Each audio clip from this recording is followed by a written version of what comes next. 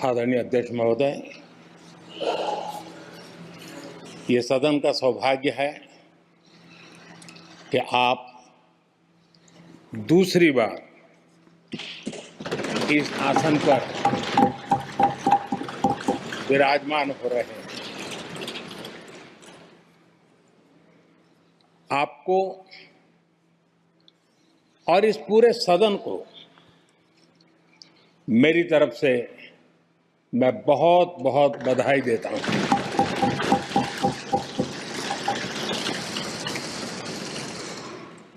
आदरणीय अध्यक्ष जी, मेरी तरफ से आपको शुभकामनाएं हैं, लेकिन इस पूरे सदन की तरफ से भी आपको अनेक अनेक शुभकामनाएं। अमृत काल के इस महत्वपूर्ण कालखंड में दूसरी बार इस पद पर विराजमान होना बहुत बड़ा दायित्व आपको मिला है और आपका 5 वर्ष का अनुभव और आपके साथ हम लोगों का 5 साल का अनुभव, हम सबका विश्वास है कि आप आने वाले 5 साल हम सबका मार्गदर्शन भी करेंगे और देश की आशा अपेक्षाएं पूर्ण करने के लिए ये सदन अपना दायित्व निभाने में आपकी बहुत बड़ी भूमिका रहेगी। आदरणीय अध्यक्ष जी, हमारे शास्त्रों में कहा गया है कि विनम्र और व्यवहार कुशल व्यक्ति सफल सहज रूप से होता है और आपको तो उसके साथ साथ एक मीठी मीठी मुस्कान भी मिली हुई है। आपके चेहरे को ये मीठी मीठी मुस्कान पूरे सदन को भी प्रसन्न रखती है। मुझे विश्वास है आप हर कदम पर नए प्रतिमान, नए कीर्तिमान गढ़ते आए हैं। 18वीं लोकसभा में स्पीकर का कार्यभार दूसरी बार संभालना ये अपने आप में एक बड़ा नया रिकॉर्ड बनते हम देख रहे हैं।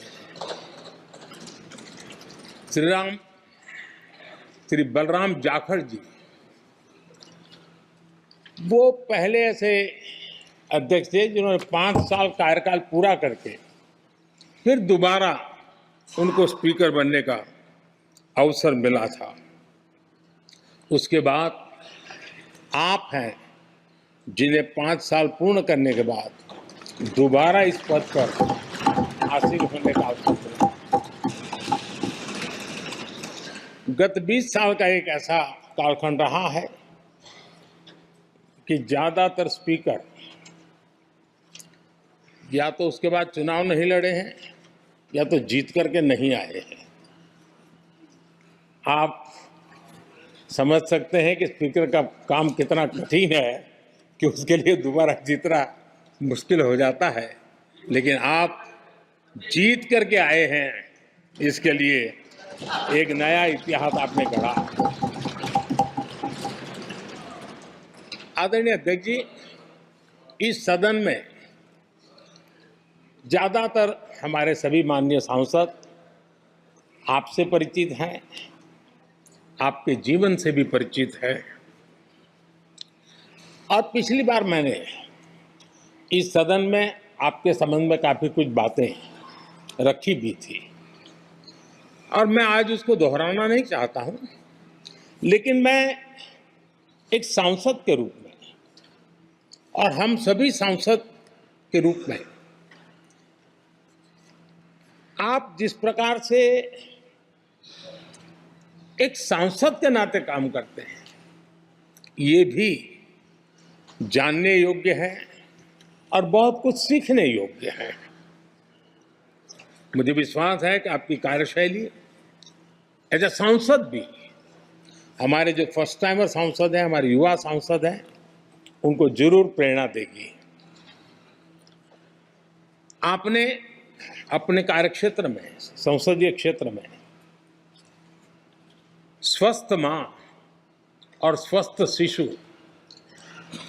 एक कमिटमेंट के साथ जो अभियान चलाया है और सुपोषित मां, इस अभियान को आपने जिस प्रकार से अपने क्षेत्र में प्राथमिकता देकर के खुद को इन्वॉल्व करके किया है, वो वाकई प्रेरक है।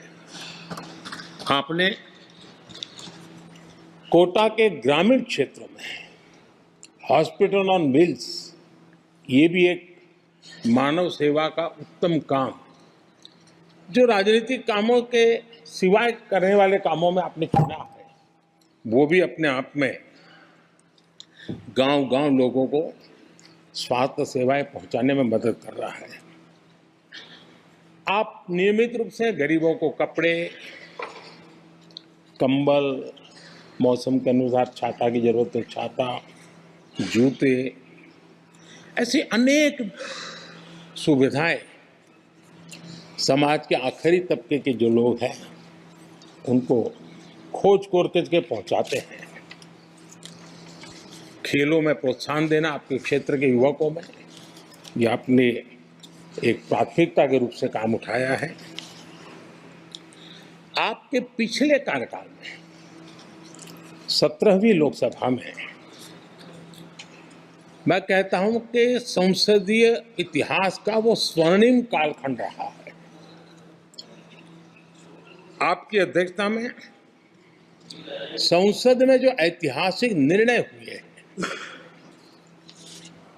आपकी अध्यक्षता में सदन के माध्यम से जो सुधार हुए हैं, ये अपने आप में एक सदन की भी और आपकी भी विरासत है। और भविष्य में 70वीं लोकसभा के संबंध में जब विश्लेषण होंगे, उसके विषय में लिखा जाएगा,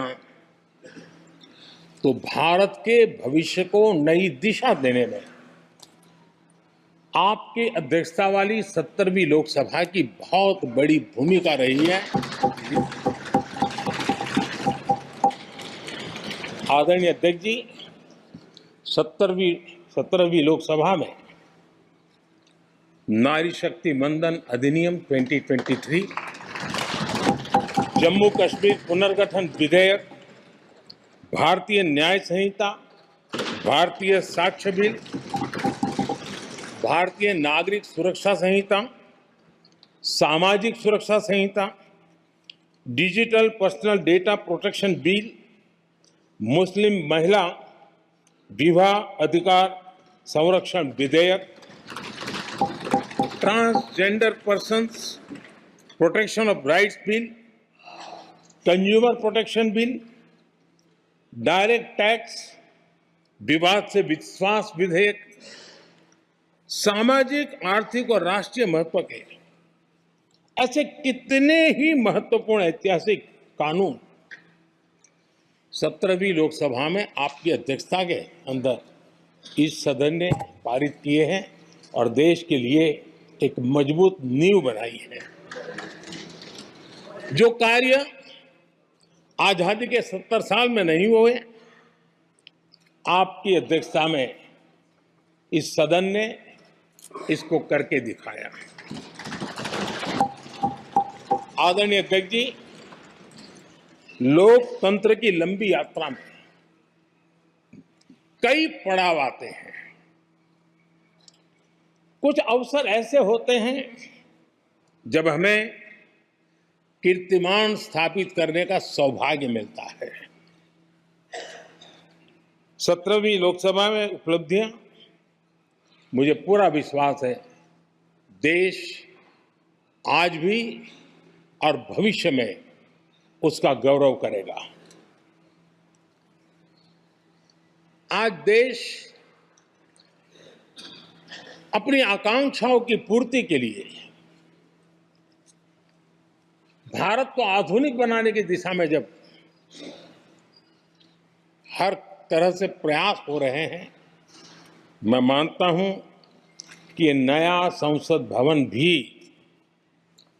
अमृतकाल के भविष्य को लिखने का काम करेगा और वो भी आपकी अध्यक्षता में। नए संसद भवन में हम सबका प्रवेश आपकी ही अध्यक्षता में हुआ और आपने संसदीय कार्यप्रणाली को प्रभावी और जिम्मेदार बनाने का कई महत्वपूर्ण फैसले लिए हैं और इसलिए लोकतंत्र को मजबूती देने में मदद मिली है। लोकसभा में हम पेपरलेस डिजिटल व्यवस्था से आज काम कर रहे हैं।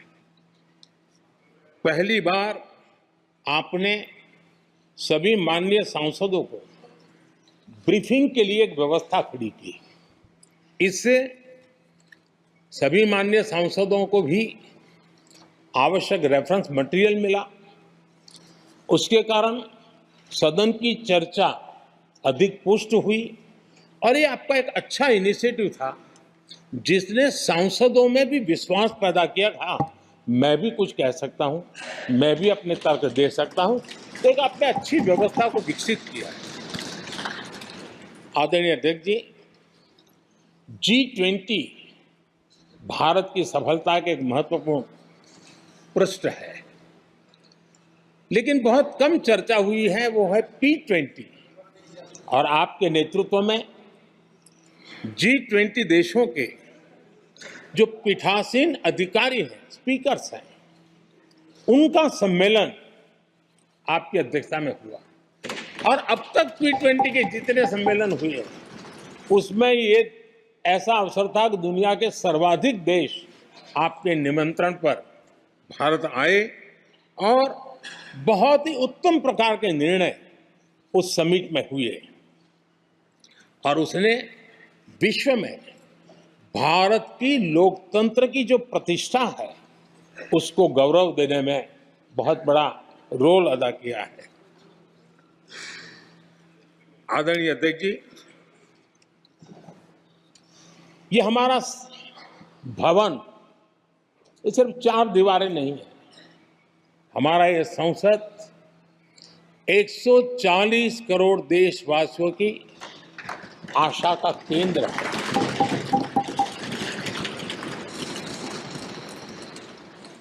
संसद की कार्यवाही, जवाबदेही और आचरण हमारे देशवासियों के मन में लोकतंत्र के प्रति जो उनकी निष्ठा है उसको और अधिक मजबूत बनाता है। आपके मार्गदर्शन में 17वीं लोकसभा उसकी प्रोडक्टिविटी 25 साल के हाईएस्ट लेवल पर 97% रही और इसके लिए सब माननीय सदस्य तो अभिनंदन के अधिकारी हैं, लेकिन आप विशेष अभिनंदन के अधिकारी हैं। कोरोना जैसे मुश्किल कालखंड में आपने हर सांसद से व्यक्तिगत फोन पर बात करके उनका हाल पूछा। कहीं किसी सांसद की बीमारी की खबर आई तो आपने सदन के अध्यक्ष के नाते व्यक्तिगत रूप से उसकी चिंता की और वो सभी दल के सांसदों से जब मुझे सुनने को मिलता था, मुझे बड़ा गर्व होता था कि जैसे आप इस सदन के परिवार के मुखिया के रूप में उस कोरोना कालखंड में भी व्यक्तिगत चिंता करते थे। कोरोना काल में भी आपने सदन का काम रुकने नहीं दिया। सांसदों ने भी आपके हर सुझाव को सर आंखों पर चढ़ाया। किसी को ऊपर बैठने के लिए कहा तो वो वहां जाके बैठा, किसी को दूसरे जगह पे जाकर बैठने के लिए कहा तो वो भी बैठा, लेकिन देश के काम को किसी ने रुकने नहीं दिया। लेकिन आपने ये जो फैसले किए उसका परिणाम है कि हम उस कठिन कालखंड में भी कार्य कर पाए। और ये खुशी की बात है कि कोरोना काल में सदन ने 170% प्रोडक्टिविटी, ये अपने आप में दुनिया के लिए एक बहुत बड़ी खबर है। आदरणीय अध्यक्ष जी, हम सब चाहते हैं कि सदन में आचरण, सदन के नियमों का पालन हम सब करें।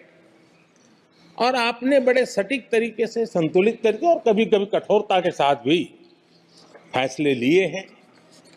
मैं जानता हूं कि ऐसे निर्णय आपको